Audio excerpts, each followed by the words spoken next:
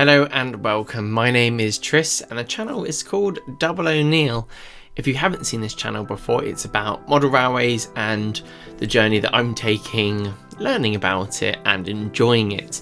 And hopefully during all of this I can share with you the little details that I find the most interesting and generally the bits and bobs that I'm doing on the layout.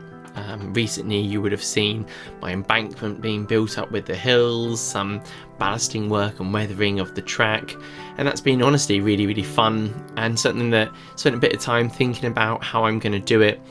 And then you do it and you think, well, am I happy with it? Who knows? Once we've added some more bits to it, it will be fun. And that's something that I'm looking forward to progressing on. But we're not going to be doing any of that on this episode. I've been doing a few different things and a side project, which was quite interesting for me that I wanted to share with you all. I've recently been in contact with Richard from Junction and we've discussed a few ideas as he wants to do a bit more work on his garden railway layouts. And I suggested about making him some signs saying New Junction. And that was kind of a fun concept for me because it's not for myself, it's in O gauge as well, so it's a bit bigger, a bit easier to paint. So I went off and made them, and I'm going to show you a video now of obviously starting from the CAD side of it, working our way through, have a little look at that, and yeah, let's have some fun. So the stages of CAD, it's nice and simple because I've done this all before. You can write whatever you like in here. So I've got New Junction, which is nice and simple. I've drawn a few of these signs up for myself already, but whatever you want to write, if you want to write Everard Junction, then yeah, that'd be something that you could put. You mess around with it, you put the different dimensions in to put it back to center, have a little play till you're happy. And yeah, you could call it whatever you like. I did do one for my nephews recently, that's where this one came from. And to turn it into New Junction was nice and easy.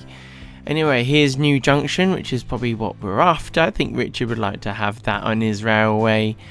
And so we save it as an STL file, which puts it into loads of tiny triangles, which allows a format to go to what is the, let's say the code builder, which goes to the printer. It allows it to read it, and so I create it, I export it, and we put it into the resin printer, and it starts printing at 0.05 of a millimeter in all these increments until it's at the right height.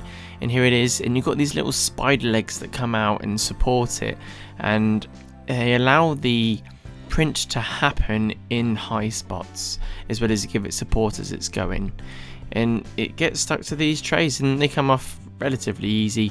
You can chisel them off this, tuck in behind. They got this kind of elephant foot print that comes underneath it that makes it really easy to get off now. I've really enjoyed that. After that's done, I clean it and I put that in isopropyl alcohol and I put it on for this kind of 7 minutes 20 or 720 seconds, I should say. And it makes a buzz noise as an ultrasonic cleaner would, and it cleans it thoroughly, which is really nice. And even once that's done, I actually rinse it under water just to get rid of the final residue as well as the isopropanol. So that goes, we'll speed that up now, watch it fly through. I'll speed it up in a second. There it is, flying through. It's a fast one, isn't it? Well, it's the beauty of editing, we can make these things a lot faster when we want. And once this is done, I get it out. I do shake off the excess of the isopropanol. That's always a difficult word to say, isn't it? So that comes off. I get it out on some tissue. And at the moment, it's still in a half state of being cured. So I need to be careful with it. It's soft. But what I do is I trim it after it's all clean. And I can get the bits off without things kind of shattering as easily. And that's really good. Once I've done this, I give it a file. It's again much easier to take these edges off. And then after this was done, I then put it in the UV bath. That cured it nice and hard. And then what I'll be doing is I'll be giving it a coat of white primer. But the focus was get the bits nice. So the white primer is on, and the next step will be putting some black paint on. Initially I tried to work around the letters, but I realised the sidewall of the letter needed to be black as well, or even if it was white, it's going to be difficult to have some consistency. So what I ended up doing was, without any regard to the writing, I ended up colouring it all black, so then I could come back in afterwards with some white paint and cover that. But it all takes time because I want to miss that border if I can, because I don't want to have to repaint everything white, otherwise I might as well primed it black. So take your time. And so basically I did a number of thin coats on this, so then it went on without being able to see like brush strokes and stuff like that. So I always introduce more water when I do this, and that just allows me to have a bit more freedom with it to then go back in later, but I don't have big globules of paint everywhere. After this, I'm using the dark stone from Rail Match, which I'm using for what will be the wooden legs. I'm assuming that they were wooden when they were made. Maybe they're metal, who knows? Probably metal, I'm guessing, by the shape of it. And I paint that on, and with all my acrylics, I generally do, it's like 3 coats I do. I always thin them out a little bit, and then go from there. The Rail Match stuff is actually quite thin, so sometimes I don't even bother thinning it. Depends how I'm feeling at the time or where the paint's going, and I don't want it to kind of get all gloopy on me anyway.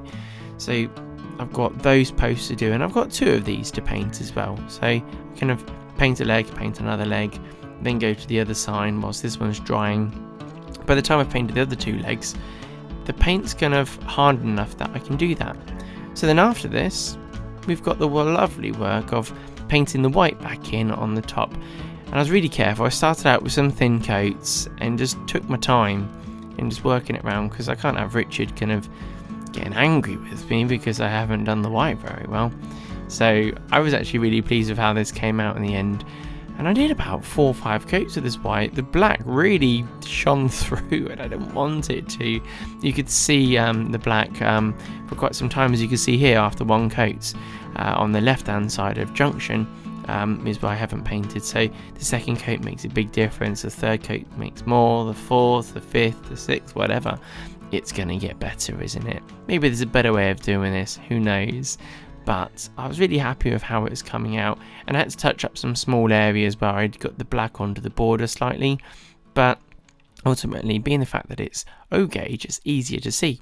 So here it is. I'm happy, and I believe Richard's happy too. I've dropped them around his house, and he seemed pleased with them. We've got some other ideas and some other bits, but hopefully, yeah, these will look the part.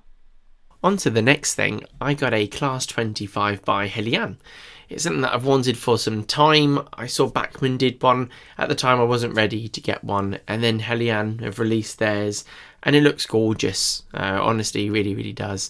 I'm going to put some clips up about it now, and we can go through all the details and enjoy having a look at it and even see it running around the layout. I had a Hornby one, and that's what kind of made me want to get this one. The Hornby one was one of the older variants where it had the ring-filled motor on one of the bogies, and it went round and actually sounded a bit like a diesel with the noises that it made with the gears and everything in it from then. And I just loved it. It looks brilliant, and I wanted to get one of these super detailed jobbies, and the Heljan one is just that. Actually, I'm really pleased with it. Just looks brilliant. I don't really have a layout based with diesels. I'm a steam guy, but the more and more I've been getting into the hobby and going to heritage lines, and you see one of these diesels going through with these thumping engines, it just sounds brilliant. So let's look at the engine in a bit more detail. It comes in the normal boxing that I've seen on a number of the locos that they've made. It's nice and tight sleeve that goes on there, and it's just the normal jazz of getting it all out. Just trying to be careful as I'm doing it so I don't damage anything. So the box is out of the way, and we just take it out of this nice little package really. I did have one tiny bit come off it, but I couldn't actually completely work out where it came from. You can just see that next to those bags, but fine. It's got so many beautiful details on it, like looking at the front here, it's just brilliant. The cool bit I noticed underneath it on the side that you might spot on one of these images, there's a little gauge underneath which looks cool, but like the little white striping on the bogies, that copper piping that's going underneath it, I'm assuming it's copper, it's just all stunning. That fan as well, it just looks brilliant, and I'm really pleased because I love the look of the 25. Like I've said before, there's a certain charm about it, even though it doesn't have the prettiest kind of shape to it. but I find it's like a mini class 50 when I look at them. The 50's got a bit more pronouncement on the front, still brilliant, but the grille that's over that fan, it's just these beautiful details. And my class 33 was nice, and this is really, really good, and I got both of them from Heljan, so really, really pleased with that. So I can't complain at all. Can't wait to run around the layouts. You've obviously seen some clips already, but the one thing that I noticed when I started powering this up is the lights come on, which is cool, and I hadn't seen that before. Well, not on my 33 didn't do that, but I get it on my old Hornby one, so this must have to do it too, because that's got a little light inside it. So when I found running this after running it on DC, as we can see, when I run it slowly, it runs really nice on a really slow crawl and everything, as if it's kind of taking some heavy goods through and it's taking its time. But when I have it on, let's say, the next kind of step up to start building up some speed, I've noticed it kind of pulses a little bit as it goes along, but I'm wondering if it's my controller. Obviously dealing with, let's say, back EMF, and these things are really efficient, and it's kind of not sure what to do. I'm not sure. I have to talk to my dad about that one. But when I'm running it fast or really, really slow, absolutely fine and really wonderful to use. Really impressed with it.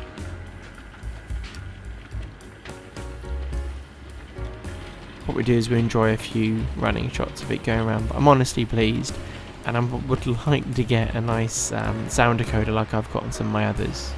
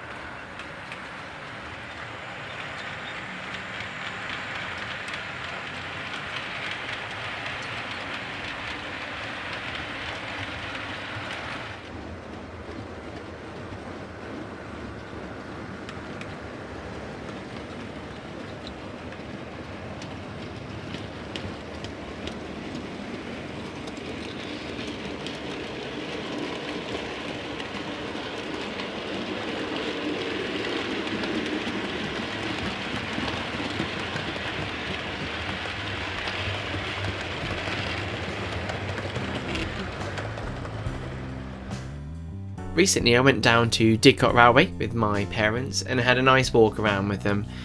It's nice, the site, because it's kind of this shape as the site, and you got a track that runs round, which is nice. Well, it just runs up and down, and you can walk through the engine sheds, have a look at that, and look at the engines. You can even walk up and have a look inside the cab on some of them, and it's honestly really nice. You got a bunch of prairies in there. There's a hall, there's some of the freights, like the 280, the freight that they got there, which is it's the 2800, and it just all looks brilliant. I got to see they had a prairie going up and down on the line, and it looked brilliant, and the noise it made was awesome. The bark from the engine as it pulls away, it was just brilliant, honestly brilliant. So I filmed that, and I thought I'd share that with you all, as well as a few little clips from when I was there. But I honestly had a really nice time there, so go check out Didcot Railway if you're local, or if you fancy a drive. They're opening up, as well as a number of other places that are opening up their heritage lines. And yeah, I can't wait to go back there again when things get even more busy and they have more engines running.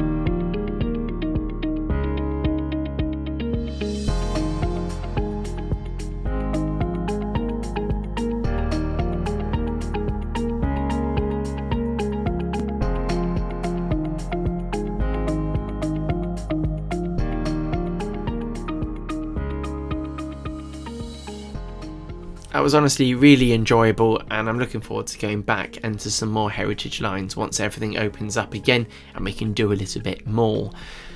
I would like to say a big thank you to everyone that's been leaving me really nice comments. It's been nice to read them and trying to respond to all of you. If I miss it, I'm really sorry. I try not to. Sometimes it's just a bit busy, so you just kind of have to get on with it, and then you get back and you can spend some time answering all the comments and try and give everyone a nice answer. Also, I'd like to say a big thank you to my patrons and channel members for your support, and yeah, it's really appreciated. Your names are here coming down. So with that, I'm going to say goodbye, and I hope you all have a wonderful weekend. It's getting close. It's a Thursday whenever I release these, so you go have a good time, and I'll see you soon and see you on the next one. Bye.